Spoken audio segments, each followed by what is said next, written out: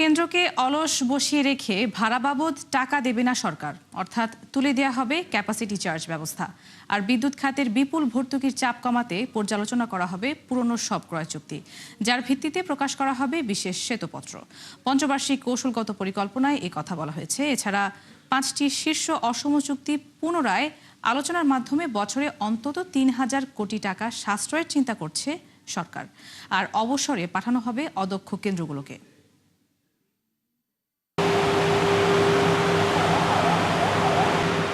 বিনিয়োগ, উৎপাদন ক্ষমতা বৃদ্ধি এবং নিয়ম ভাঙার বিচারে আওয়ামী আমলে সবার উপরে ছিল বিদ্যুৎ খাত। রাজনৈতিক সুবিধা আর বিশেষ গোষ্ঠীকে খুশি করতে বহু অসম চুক্তির অভিযোগ আসে এই খাত ঘিরে, যার প্রমাণ পায় অন্তর্বর্তী সরকারের আমলে গঠিত জাতীয় পর্যালোচনা কমিটি। আর শেষ বিচারে এসব অনিয়মের আর্থিক বোঝা বহন করতে হয় সরকারকে। শুধু তাই নয়, সাধারণ মানুষকেও বিদ্যুৎ কিনতে হয় কয়েক গুণ বেশি দরে। আলোচিত এই খাত ঘিরে এবার সুনির্দিষ্ট পথে হাঁটতে চায় বর্তমান সরকার, যা তুলে ধরা হয়েছে পঞ্চবার্ষিক কৌশলগত পরিকল্পনায়। এতে বলা হয়, প্রথম বছরেই সমস্ত ক্রয় চুক্তির কারিগরি ও আর্থিক নিরীক্ষা শুরু হবে, যার আওতায় আসবে বিতর্কিত কুইক রেন্টাল সংক্রান্ত আইনে নেয়া প্রকল্প। আর দ্বিতীয় বছরে এই সংক্রান্ত শ্বেতপত্র প্রকাশ করতে চায় সরকার। আর অসম শর্তের শীর্ষ 5টি বিদ্যুৎ কেন্দ্রের চুক্তি পুনরায় আলোচনার মাধ্যমে বছরের সাশ্রয়ের চিন্তা অন্তত 3,000 কোটি টাকা। অন্তর্বর্তীকালীন সরকারের সময় এই দুই কমিটির যে কাজটা, সেখানে আপনি কি ঘটেছে, কিভাবে ঘটেছে এবং তার ফাইন্যান্সিয়াল কনসিকুয়েন্সটা কি, এটা পরিষ্কারভাবে ডকুমেন্ট করা আছে। কাজেই নতুন করে আবার ওই চাকা আবিষ্কারের কোনো প্রয়োজন নেই, কারণ এখানে আমার ক্রাইসিসটাকে হ্যান্ডেল করাটাই তো হচ্ছে উদ্দেশ্য। বর্তমানে 137টি বিদ্যুৎ কেন্দ্র থাকলেও তার বড় একটা অংশই অদক্ষ। সেগুলোর মেয়াদ না বাড়িয়ে অবসায়নের চিন্তা রয়েছে পরিকল্পনায়। এছাড়া 50 মেগাওয়াট ক্ষমতার উপরে প্রকল্প নেওয়ার কথা বলা হয়েছে প্রতিযোগিতামূলক দরপত্রের মাধ্যমে। শক্ত অবস্থান রয়েছে ক্যাপাসিটি চার্জ ব্যবস্থা বাতিলের পক্ষে, অর্থাৎ কোনো কেন্দ্রকে অলস বসিয়ে ভাড়া বাবদ অর্থ পরিশোধ করতে চায় না সরকার। আছে বিদ্যুৎ ক্রয়ের অস্বচ্ছ প্রক্রিয়াকে স্থায়ীভাবে নিষিদ্ধ করার কথাও। ওদের পাওয়ার স্টেশনগুলো চালাবে, ঠিক আছে, আমাদের পিডিবির পাওয়ার স্টেশনগুলো চালাচ্ছে না, এটার রেট তো অনেক কম, আমাদের এখানে ক্যাপাসিটি চার্জ নাই। তাহলে এইগুলো না চালে ওইগুলো চালাইলে তো তাকে পয়সা দিতেই হবে। তো এই সবগুলোই তো দেখতে হবে, শুধু কন্ট্রাক্ট রিভিউ করলে হবে না। এই ধরনের যে একতরফা চুক্তি হলো, যেখানে লাভটা আইপিপির, লোকসান হলে সরকারের, একদম 100% রিস্ক ফ্রি আপনি একটা চুক্তি করেছেন, তো এটার পেছনে কি ঘটেছিল? কারণ এমন তো না যে সব পাওয়ার ডেভেলপমেন্ট বোর্ড বা অন্যান্য যারা সংশ্লিষ্ট অথরিটিরা সব বোকা লোক ছিলেন, কিছু বুঝেন নাই, যাই দিয়েছে তাই সই করে দিয়েছেন, তা তো না। পরিকল্পনা অনুযায়ী আগামী 4 বছরে সৌর বিদ্যুতের উৎপাদন ক্ষমতা 10,000 মেগাওয়াটে নিতে চায় বর্তমান সরকার। ইমদাদ হোসাইন, 71, ঢাকা। 312 কোটি টাকা ব্যয়েও সফটওয়্যার আপগ্রেড করতে পারেনি অগ্রণী ব্যাংক, ফলে গুনতে হচ্ছে বিপুল লোকসান। উল্টো এসব কাজে অনিয়মের মাধ্যমে 91 কোটি টাকার বিশেষ সুবিধা দেওয়া হয় ফ্লোরা টেলিকমকে, যার পুরোটাই এখন ক্ষতির তালিকায়। মূলত আওয়ামী আমলে বিপুল এই অর্থ অপচয় করেন সে সময়ের কর্মকর্তারা। প্রতিষ্ঠানের চেয়ারম্যান জানান, চেষ্টা চলছে এসব পুনরুদ্ধারের। আব্দুল জাহির আনাসের 3 পর্বের ধারাবাহিক প্রতিবেদনের আজ দেখুন 2য় পর্ব। ক্যামেরায় ছিলেন আহসান হাবিব টিটু।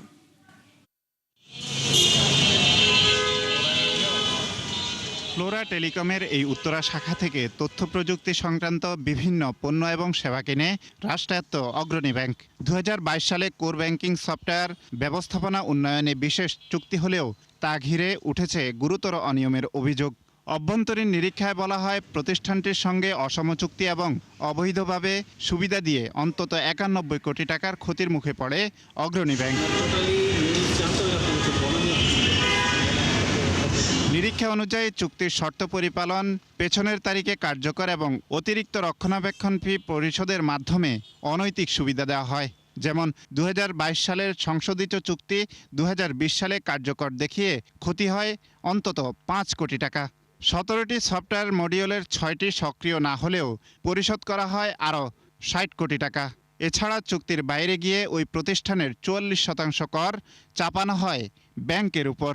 এটা তো টেকনিক্যাল জিনিস, এখানে আপনি কি কিনছেন, ভ্যালুটা কি পাবেন এবং সেই ভ্যালুটার এগেনস্টে আপনি কি প্রাইসটা দিবেন, এইটার তো একটা অ্যাসেসমেন্ট করতে হয়। কোন ধরনের আইটি সিস্টেম দিয়ে আমরা সেবাকে আরও উন্নত করতে পারবো এবং কস্ট ইনকাম রেশিওটা কমাইতে পারবো, এফিসিয়েন্সি বাড়াইতে পারবো।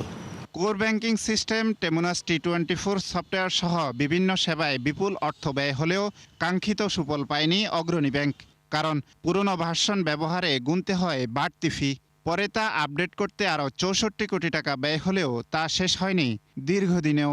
অথচ এজন্য ফ্লোরা টেলিকমকে দেয়া হয় 60 কোটি টাকার লাইসেন্স ফি। ম্যানেজমেন্ট তো জানে এগুলি ভাই, না জানা তো না, তুমি তো বুঝো এই জিনিস। কিন্তু উপর থেকে যদি কেউ প্রেশার দেয় যে এটা করে দিতে হবে, তাহলে যা করার সাহস হয়। হ্যাঁ, সে যদি বলে যে আমি চাকরির চক্র তো আঁকা করি না, তাহলে ঠিক আছে, সে শক্ত হতে পারবে। কিন্তু যার সেই ভয় নাই, সে তো মেনে নিতে বাধ্য হবে। এইটাই হয়েছে। শুধু তাই নয়, T24 আর 20 ভার্সন ও আইএসবি বাস্তবায়নে থাকরাল ইনফরমেশনের মাধ্যমে আরও 65 কোটি 76 লাখ টাকা ব্যয়ে কেনা হয় 3টি সার্ভার। কিন্তু এসবও অব্যবহৃত অবস্থায় পড়ে আছে দীর্ঘদিন ধরে। এমনকি আশঙ্কা রয়েছে ওয়ারেন্টির মেয়াদ শেষ হওয়ারও। এই অনিয়মের ইস্যুটি বাংলাদেশ ব্যাংকের ইন্সপেকশন পরিদর্শন প্রতিবেদনে বের হয়েছে। একই সাথে ব্যাংকের, দ্যাট ইজ অগ্রণী ব্যাংকের অভ্যন্তরীণ নিরীক্ষা দ্বারাও এগুলো উদ্ঘাটিত হয়েছে যে এখানে বড় ধরনের অনিয়ম হয়েছে। এই ধরনের বড় আর্থিক অনিয়ম একটি রাষ্ট্রীয় মালিকানাধীন ব্যাংকের ক্ষেত্রে কখনোই গ্রহণযোগ্য না। যেই কোম্পানিগুলো অডিট করছে এই ব্যাংকের কার্যক্রমকে, তাদেরও কিন্তু এটা দেখবার কথা আছে। এবং আমি মনে করি যে সময়ে সময়ে ইনস্টিটিউশনাল অডিটও হওয়া উচিত। একটা তো ফাইন্যান্সিয়াল অডিট হয়, কিন্তু ইনস্টিটিউশনাল অডিটও দরকার। এবং এটা একইভাবে যেমন কেন্দ্রীয় ব্যাংকেরও বিষয় রয়েছে, এবং অন্যভাবে আমি যদি বলি এফআইডির উচিত এইটা সার্বিকভাবে ওই ব্যাংকের বাইরে গিয়েও পেশাদারি অডিট ফার্ম দিয়েও করানোর দরকার রয়েছে। এসব অনিয়মের জন্য কোনো ব্যবস্থা নেওয়া হয়নি ফ্লোরার বিরুদ্ধে। উল্টো পরিশোধ করা হয় প্রায় 3.5 কোটি টাকার বাড়তি বিল। ওই বিষয়টা আমি ওইভাবে কিছুই জানি না। আমি কি বলবো, আমি তো কিছুই জানি না। সব মিলিয়ে আইটি খাতে 312 কোটি টাকা ব্যয় করে অগ্রণী ব্যাংক, কিন্তু হালনাগাদ হয়নি কাঙ্ক্ষিত সফটওয়্যার। আব্দুল জাহের আনাস, 71, ঢাকা। 6 মাসে প্রত্যাশার বেশিরভাগই পূরণ করতে পারেনি বিএনপি সরকার। উল্টো চিন্তা বাড়িয়েছে জ্বালানি সংকট, চ্যালেঞ্জে পড়েছে ব্যবসা বাণিজ্য। এ নিয়ে আয়োজিত সেমিনারে এসব কথা বলেন সিপিডির সম্মাননীয় ফেলো ডক্টর দেবপ্রিয় ভট্টাচার্য।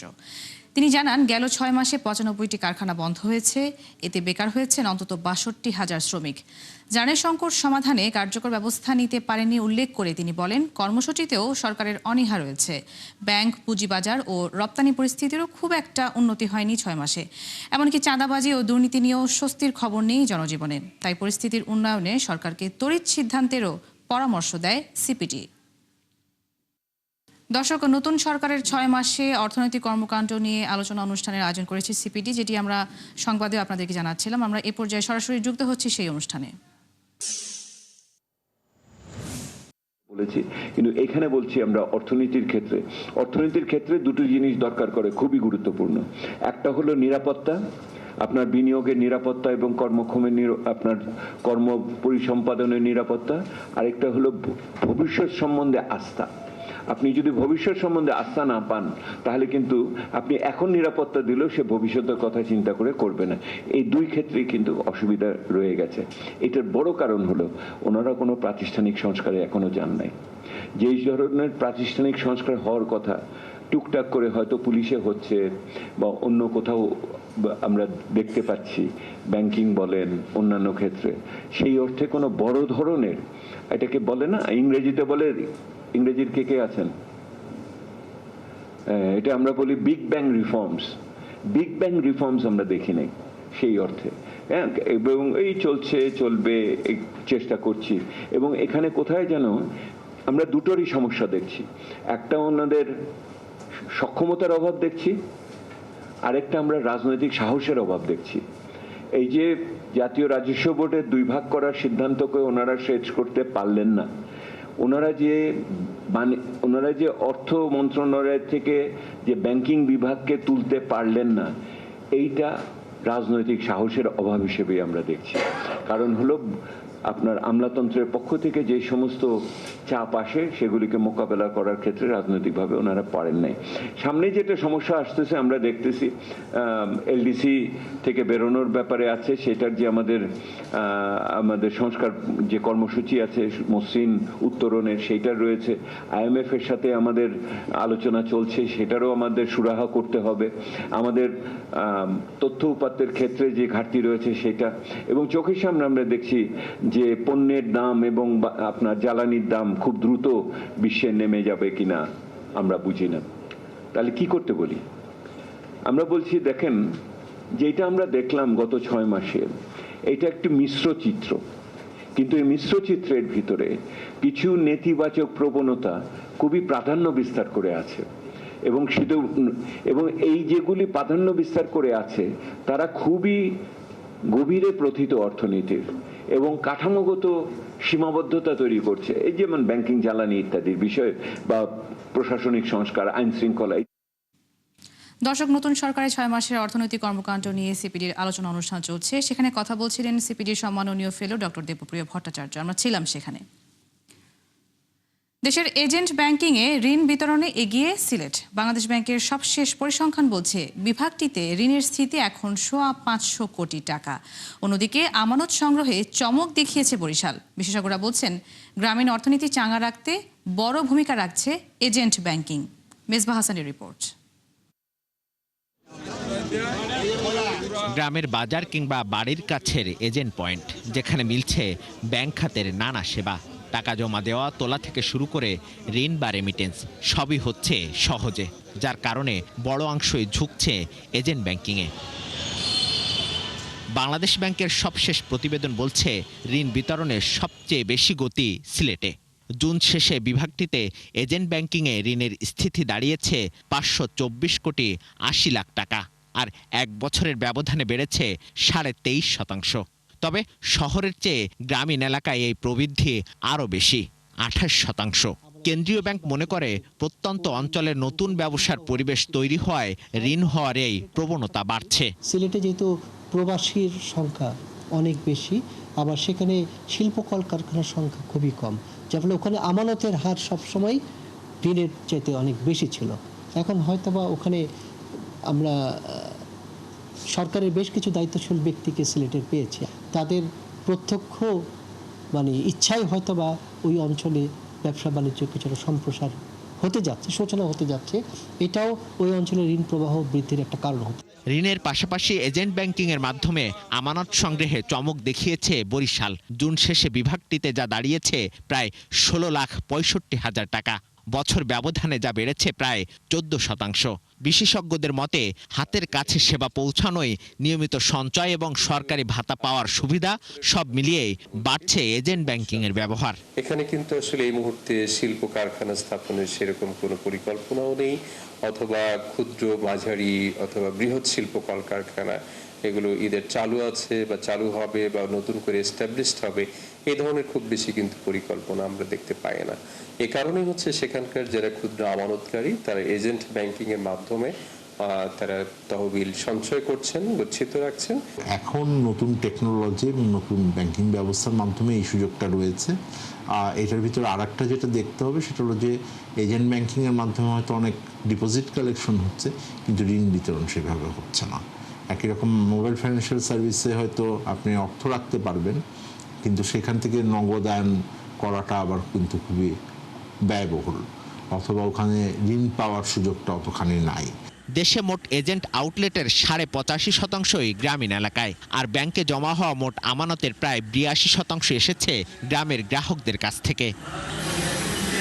মিসবাহ হাসান, 71, ঢাকা। রাজধানীর জ্বালানি পরিস্থিতির খবরাখবর জানতে চাই এই পর্যায়ে আমাদের সাথে যুক্ত হচ্ছেন সহকর্মী রাকিব হোসেন। রাকিব, সাধারণ মানুষ তো আসলে এই চলমান জ্বালানি সংকটের একটা স্থায়ী সমাধানের পথ খুঁজছে, তো কেমন দেখতে পাচ্ছেন পরিস্থিতি এবং অগ্রগতি কত দূর, সব মিলিয়ে জানাবেন।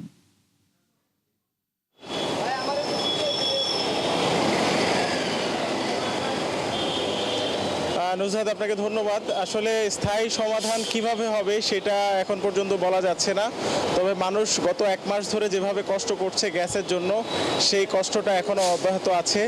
যদিও গতকালকে গ্যাসের সরবরাহ কিছুটা বেড়েছে। আমরা পেট্রোবাংলার যে তথ্য দেখেছি আজকে ওয়েবসাইটে, সেখানে দেওয়া আছে যে 231 কোটি ঘনফুট গ্যাস জাতীয় গ্রিডে সরবরাহ হয়েছে। এবং পেট্রোবাংলা থেকে আমরা যে তথ্য জেনেছি যে এখন যেই ভাসমান দুটি এলএনজি টার্মিনাল আছে, এক্সিলারেট এবং সামিট, দুটি এখন সচল আছে। কিন্তু অন্য একটি সমস্যা এখন দেখা দিয়েছে, সেই সমস্যাটা হচ্ছে যে আন্তর্জাতিক বাজারে এলএনজির একটা সংকট তৈরি হয়েছে। অর্থাৎ যে গ্যাসটা আমদানি করে আনতে হয় সেই গ্যাসটা পাওয়া যাচ্ছে না ঠিক মতো। সরকার টাকা নিয়ে বসে আছে বা যে কর্তৃপক্ষ আছে তারা কেনার চেষ্টা করছে। G2G সরকারি যে চুক্তি আছে, স্থায়ী চুক্তি, সেই চুক্তির মাধ্যমে কেনার চেষ্টা করছে। কিন্তু আমরা যতদূর জেনেছি যে কাতার এলএনজি সরবরাহ এখন করছে না এবং ওমান থেকে কিছু সরবরাহ এখন আসছে এবং স্পট মার্কেট থেকেও চাহিদা মতো গ্যাস পাওয়া যাচ্ছে না। এই জন্য আসলে আপনি দেখতে পাচ্ছেন যে সিএনজি ফিলিং স্টেশনগুলোতে আগের মতো এখনও কিন্তু গাড়ির দীর্ঘ লাইন। এবং আমরা এখন মগবাজারের যে সিএনজি স্টেশনে আছি, এখানে একসঙ্গে 10টি গাড়ি গ্যাস সংগ্রহ করতে পারে। তো সেই অনুযায়ী তারা গ্যাস সরবরাহ করছে, কিন্তু তাদের চাহিদার তুলনায় গ্যাস কম পাচ্ছে, অর্থাৎ গ্যাসের চাপ নেই। আমরা একটু আগে জেনেছি কয়েকটা গাড়িতে তাদের চাহিদার তুলনায় অর্ধেক বা কোনো কোনো ক্ষেত্রে 3 ভাগের 1 ভাগ গ্যাস তাদের গাড়িতে তারা পেয়েছে। এই সমস্যা আসলে কতদিন নাগাদ শেষ হবে বা কিভাবে শেষ হবে এই মুহূর্তে বলা যাচ্ছে না। আর আপনি জানেন যে আসলে সরকারের যে মন্ত্রীরা আছেন, জ্বালানি মন্ত্রী এবং অর্থমন্ত্রী, তারা আসলে চেষ্টা করছেন এই সংকট সমাধানের জন্য। এবং এই মুহূর্তে কিন্তু আরেকটি প্রশ্ন সামনে এসেছে, সেই রাকিব, আমরা শুনছিলাম, অসংখ্য ধন্যবাদ আপনাকে। দর্শক যেমনটি শুনছিলেন যে সহকর্মী রাকিব হোসেন যুক্ত হয়ে জানাচ্ছিলেন চলমান জ্বালানি সংকট সমাধানের অগ্রগতির খবরাখবর। দর্শক, 71 বিজনেসে এই ছিল এখনকার মতো। সরাসরি সংবাদ অনুষ্ঠান দেখতে চোখ রাখুন 71-এর ফেসবুক পেজে এবং সাবস্ক্রাইব করুন 71-এর ইউটিউব চ্যানেল। থাকুন 71-এর সাথে।